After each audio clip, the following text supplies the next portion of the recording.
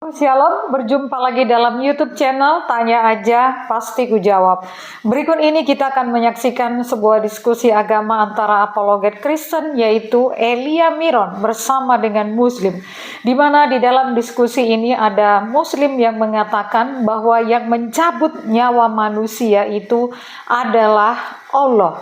Nah, seperti apa menurut pandangan Kristen? Mari kita saksikan melalui video ini dari awal sampai akhir dan semoga memberikan pencerahan ya.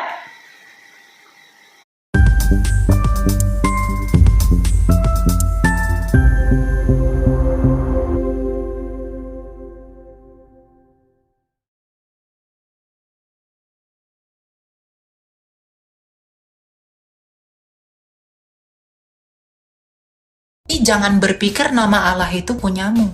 Enggak. Kita tidak tahu kapan kita mati. Itulah Tuhan yang tahu. Kita nggak tahu kapan kita mati, kecuali kamu mau membunuh dirimu sendiri. Kapan kita mati. Oke. Makanya Tuhan yang nyabut nyawa kita. Tuhan tahu kapan kita mati, tapi bukan Tuhan yang buat kita mati, Pak. Paham nggak maksud saya? Ya, jadi siapa? Bukan Tuhan yang membuat kita mati. Berarti kalau dosa kita banyak, kita cepat mati gitu. Semua Berarti mati. Anda tak punya dosa. Itu buktinya bayi itu punya dosa, makanya dia bisa mati. Kalau bayi itu suci, berarti dia seperti Allah, nggak bisa mati dong. Nah, jadi kalau kamu bilang bayi itu lahir suci dan dia mati, itu tipuan bohongannya. Kalau bayi itu suci, dia lahir lalu mati. Lalu ada yang bilang bayi itu lahir suci, itu bodoh, tipuan. Ya. Jadi orang manusia itu mati karena dosa, karena dosa. Paham nggak? Bukan karena Tuhan ciptakan nih. Dia udah tahu dia udah tahu ada orang yang masuk neraka, tapi diciptakan untuk dicabut nyawanya. Buat apa itu? Tuhan apa itu? Gitulah ya. Ya, gitulah. Ya. Tuhan ciptakan Elia. Dikasih hidup. Terus dicabut lagi nyawanya biar mati. Untuk apa kurang kerjaan? Ya kalau Tuhanmu begitu ya itu urusanmu.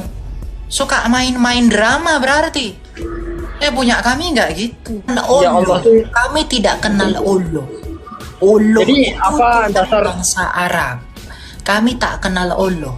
Iya, jadi dasarnya di Alkitab tuh ada nama Allah dari mana? Allah itu gitu. kan kami duluan di tanah Arab daripada kalian. Kalian kan baru lahir di abad ke-7 toh dari nabimu. Kalau kami sudah ada di abad pertama. Kami duluan yang menggunakan bahasa Arab daripada kalian. Nabimu belum lahir, kitab suci kami sudah selesai. Coba jelaskan, mau bertanya tentang Matius 11 ayat 25. Tolong bacain dong. Matius 11 ayat 25. 5. Ya. 11. Ya, apa yang mau ditanya, Pak? Ya, coba bacain. Ayat 25.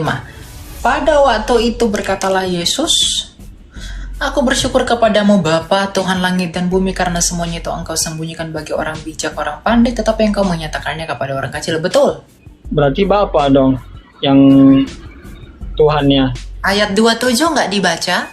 Ayat 27 nggak dibaca? Emang apa isinya? Semua telah diserahkan kepadaku oleh Bapakku. Ya seharusnya kan Bapak yang lebih tinggi daripada Yesus kan? Coba dibaca. Semua telah diserahkan kepadaku oleh Bapakku, dan tidak seorang pun mengenal anak selain Bapa, dan tidak seorang pun mengenal Bapa selain anak, dan orang yang kepadanya anak itu berkenan menyatakannya. Artinya apa? Kita tak mungkin mengenal Bapa tanpa anak, karena anaklah yang menyatakan Bapa. Karena anak itu di dalam Bapa, dan anak itu adalah firman-Nya Bapa, akal budinya Bapa sendiri, yaitu firman Allah. Yohanes 1 ayat 4. Tolong coba jelaskan apa beda Yesus, Bapa sama anak tunggal gitu. Oh, Bapa itu adalah sebutan kepada Dia Allah yang Maha Kuasa sebagai Ya Allah tuh siapa? Bukan Ya Allah. Allah tuh. Kami tidak kenal Allah. Allah Jadi itu apa Tuhan dasar bangsa Arab. Kami tak kenal Allah. Iya, jadi dasarnya di Alkitab tuh ada nama Allah dari mana? Allah Itu gitu. kan kami duluan di tanah Arab daripada kalian. Kalian kan baru lahir di abad ke-7 toh dari nabimu. Kalau kami sudah ada di abad pertama. Kami duluan yang menggunakan bahasa Arab daripada kalian. Nabimu belum lahir, kitab suci kami sudah selesai. Jadi jangan berpikir nama Allah itu punya agamamu, enggak. Kami udah duluan memakai itu. Kitab suci kami sudah dikanonkan gereja Katolik. Baru 400 tahun setelah itu Nabi lahir. Iya toh? Jadi jangan berpikir nama Allah itu punyamu. Enggak. Halo, Ya, gitu ya.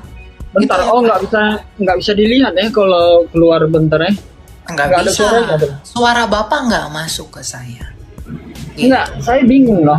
Coba Anda pahami betul-betul Matius 11 ayat 25 nih. Berarti Yesus dan Bapa itu berbeda gitu. Ya memang Coba Yesus dan Bapa itu berbeda, Pak. Iya, Yesus memang dan berbeda. Bapa itu berbeda hipostasis. Seperti tubuh Bapa berbeda dengan pikiran Bapa.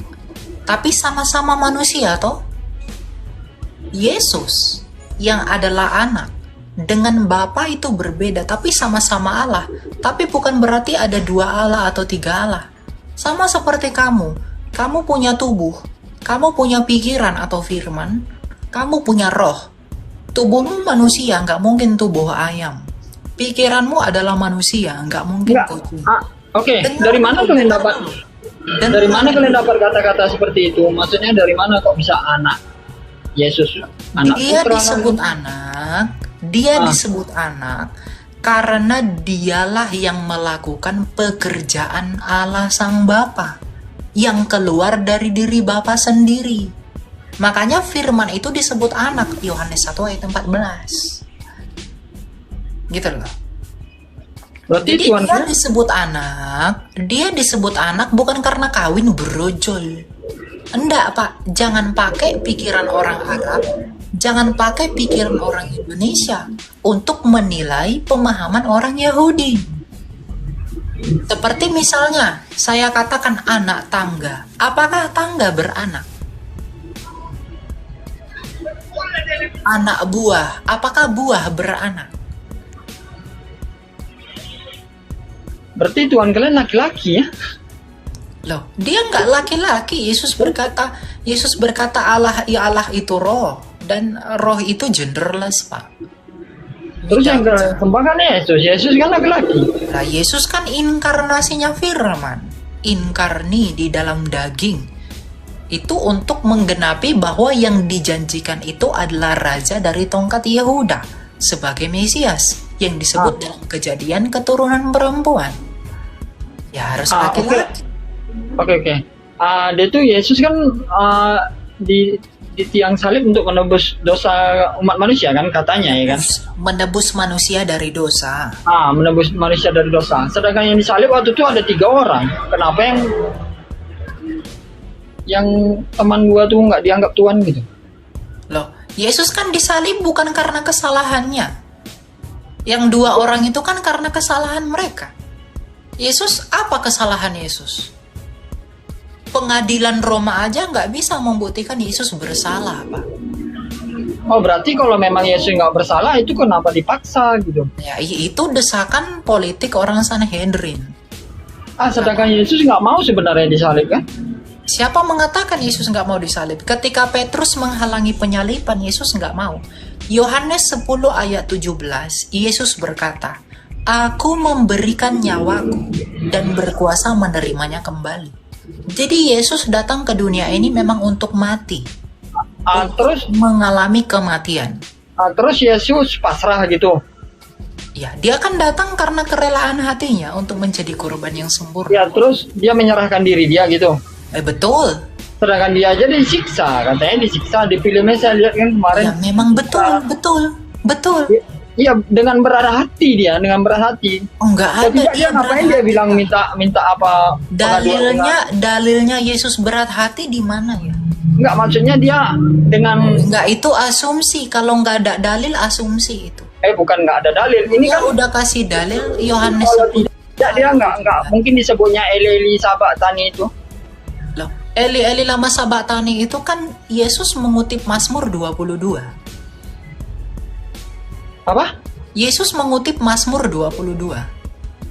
Ya, Eli sahabat tani artinya apa? Nah, itu Yesus mengutip Mazmur 22. Apa artinya kemarin? Tuhanku, mengapa engkau tinggalkan Allahku, aku? mengapa engkau meninggalkan? Ah, Iya. itu Itu untuk menggenapi nubuatan di Mazmur 22, Pak. Bukan Maksudnya? karena Yesus nggak rela, nggak mau, nggak. Ah, Tapi karena dia ingin membuktikan bahwa dialah Mesias yang dinubuatkan oleh Raja Daud itu. Bahwa nanti Mesias itu akan berkata, Allahku, Allahku, mengapa engkau meninggalkanku? Dan Yesus sebagai Mesias yang benar mengungkapkan itu dengan mengutip Mazmur 22 itu. terus yang menyambut nyawa Yesus siapa? Nggak ada yang cabut nyawa. Yohanes 10 ayat 17. Dia kan manusia. No. Di iman kami kematian itu, Pak, karena dosa, Pak. Bukan karena Tuhan cabut-cabut nyawa, Pak. Iya, jadi yang nyambut nyawa manusia ini siapa? Oke Nggak lah. ada yang mencabut nyawa, nggak ada. Oh, terus kalau kami mati, misalnya Anda mati, siapa yang nyambut nyawa Anda? Wah, saya mati itu karena memang dosa saya, karena tubuh saya udah nggak sanggup lagi dan Nah. sebagainya. Jadi nggak ada Tuhan yang nyambut, bukan Tuhan yang nyambut. Loh, Tuhan itu menciptakan manusia untuk hidup, bukan untuk dicabut-cabut nyawanya. Berarti yang mematikan siapa? Nggak ada yang mencabut nyawa, Pak. Terus gimana sih? Ya jangan samakan dong Tuhanmu dengan Tuhan Enggak, saya. maksudnya oke lah, yang menghidupkan kita ini Tuhan, Anda bilang kan? Betul. Oh, berarti Terus yang mematikan kita siapa? saya tanya Anda kembali. Berarti Tuhanmu menciptakan kamu untuk dicabut nyawanya. Bukan gitu, Mak. Kita Lah, diciptakan untuk Kami itu jelas. Kami itu diciptakan untuk hidup kekal, tapi dosa yang menyebabkan kematian. Tuhan tidak pernah ciptakan manusia untuk mengalami kematian. oke lah. Dosa Jadi yang menyebabkan kematian. oke, jadi yang yang mencabut nyawa kita ini Enggak ada siapa? yang mencabut nyawa. Itu kamu terlalu terperangkap dengan dogma agamamu. Jadi kamu percaya cabut-cabut nyawa. Di iman kami itu nggak ada, Pak. Nggak ada yang cabut nyawa. Terus Orang kalau mati ya memang kalau karena tidak ada matinya nyabut mati. nyawa, seharusnya Anda tahu kapan Anda mati. Oh, justru itu justru karena itu kita tidak tahu. Justru kita nggak tahu kapan kita mati. Gitu loh. Kalau Tuhan ciptakan manusia untuk dicabut nyawanya, buat apa diciptakan? Emang Tuhan main dadu? Emang Tuhan main boneka, main drama gitu? Enggak Tuhan habis pikir ciptakan, aja. berikan nafas terus nyawanya dicabut gitu. Buat apa, Pak? Tuhan kami nggak kurang kerjaan seperti punyamu. Ya terus kalau nggak Tuhan yang nyabut siapa? Kok bisa Tuhan Anda tidak tiba-tiba mencabut mati nyawa, gitu? Dia mengizinkan kematian. Tapi bukan dia yang mencabut. Roma 6 ayat 23. Upah dosa adalah maut. Dosalah yang membuat kematian itu ada. Makanya Yesus datang ke dunia ini adalah untuk mengalahkan kematian itu melalui kebangkitannya. Makanya mengapa Yesus datang itu untuk mati? Ya untuk mengalahkan kematian. Paham ya? Gitu ya. Apa? Jadi jangan samakan konsep kamu yang baru lahir di abad ke-7, Pak, dengan kami yang sudah ada di abad pertama. Itu nggak sama. Ya. Karena Anda tidak bisa mengerti apa yang terjadi di abad pertama. Ya, gagak lagi pula imanmu bukan lahir di tanah perjanjian. Imanmu lahir di semenanjung Arabia. Yang kita nggak tahu itu daerah mana itu. Ya, jadi jangan pernah samakan konsep-konsepmu dengan konsep kami. Kekristenan dengan Yudaisme itu sepakat bahwa dengan penumpahan darah lah ada pengampunan dosa. Ibrani 9 ayat 22. Nah, kamu beda sendiri ya, itu urusanmu. Ya, coba Anda cermati pertanyaan saya. No. Yang menciptakan Gini. kita ini Tuhan, Jangan Anda bilang. gunakan. Tapi yang mematikan kita ini siapa? Anda bilang masa nggak tahu? Kalau memang Anda nggak tahu, berarti Anda tahu kapan Anda mati. Kalau bukan Tuhan yang menyambut nyawa kita. Ya, kita nggak tahu kapan kita mati, kecuali kamu Nah. mau membunuh dirimu Nah, sendiri. kita tidak tahu kapan kita mati. itulah Tuhan yang tahu kapan kita mati. Oke. Makanya Tuhan yang nyabut nyawa Tuhan kita. tahu. Tuhan tahu kapan kita mati, tapi bukan Tuhan yang buat kita mati, Pak. Nah. Paham nggak maksud saya? Ya jadi siapa? Ya, dosa kita yang membuat kita mati, bukan Tuhan yang membuat kita mati. Berarti kalau dosa kita banyak, kita cepat mati gitu. Ya, orang-orang berdosa ya pasti mati, semua mati. Semua Berarti mati. Anda tak punya dosa. Ya, saya nanti akan mati karena saya punya dosa. Oh, berarti tunggu dosa Anda banyak baru mati gitu. Loh, semua orang berdosa, bayi aja ada yang mati. Itu buktinya bayi itu punya dosa, makanya dia bisa mati. Kalau bayi itu suci, berarti dia seperti Allah, nggak bisa mati dong. Nah, jadi kalau kamu bilang bayi itu lahir suci, ya, dan dia mati, itu tipuan, bohongan itu, nggak bener. Karena yang suci nggak mungkin mati. Kalau bayi itu suci, dia lahir lalu mati. Lalu ada yang bilang bayi itu lahir suci, itu bodoh, tipuan, gitu ya. Berarti Oke? berarti kalau kita diciptakan Tuhan, yang nyabut nyawa kita nggak tahu, kenapa kita harus dimatiin? Kenapa nggak tahu? Saya kan udah bilang yang membuat kita mati itu adalah dosa, kuasa dosa. Dosalah yang membuat kita mengalami kematian, Pak. Karena Iya. di Alkitab, Oke lah dosa. Dosanya tuh macam mana dosanya? Maksudnya dosa ya sebesar dosa apa itu gitu? kan, Sampai kita mati gitu. Gimana? dosa itu kan kuasa maut. Tadi kan saya udah kasih ayatnya, Roma 6 ayat 23. Upah dosa adalah maut. Upah dosa adalah maut. Dosa, setiap orang berdosa pasti mengalami maut, kematian. Jadi kalau ada orang yang dikatakan suci, itu nggak mungkin mati, tapi faktanya semua orang mati, ya. Jadi orang manusia itu mati karena dosa, karena dosa. Paham nggak? Bukan karena Tuhan ciptakan nih. Tuhan ciptakan Elia, dikasih hidup, terus dicabut lagi nyawanya biar mati. Untuk apa kurang kerjaan? Ya kalau Tuhanmu begitu ya itu urusanmu. Suka main-main drama berarti.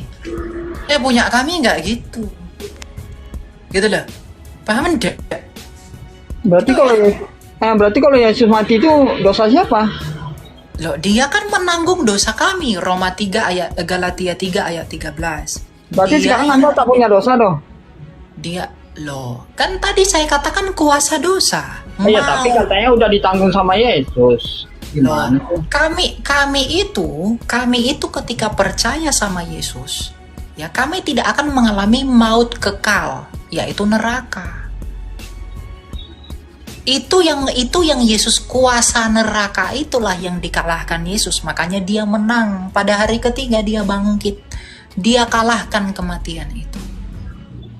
Maka kami yang percaya kepada dia akan turut menang seperti dia yang telah menang mengalahkan kematian itu. Dan kami harus mati dulu untuk tubuh yang fana ini digantikan dengan tubuh yang mulia. Karena ini tubuh yang berdosa, nggak bisa masuk kerajaan Allah tubuh berdosa ini. Tangan saya ini adalah tangan berdosa, badan saya ini. Maka ini harus mati dulu agar bisa digantikan dengan tubuh yang mulia, sama seperti tubuh Tuhan yang mulia, tubuh Yesus Kristus yang telah bangkit itu. Jadi ketika kami percaya sama Yesus, itu tentang bahwa kami dimenangkan.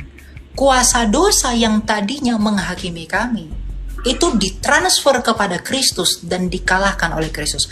Makanya dalam Galatia 3 ayat 13 dikatakan, ia dengan jalan menjadi kutuk, menanggung kutuk dosa kita. Karena ada tertulis, terkutuklah orang yang digantung pada kayu salib.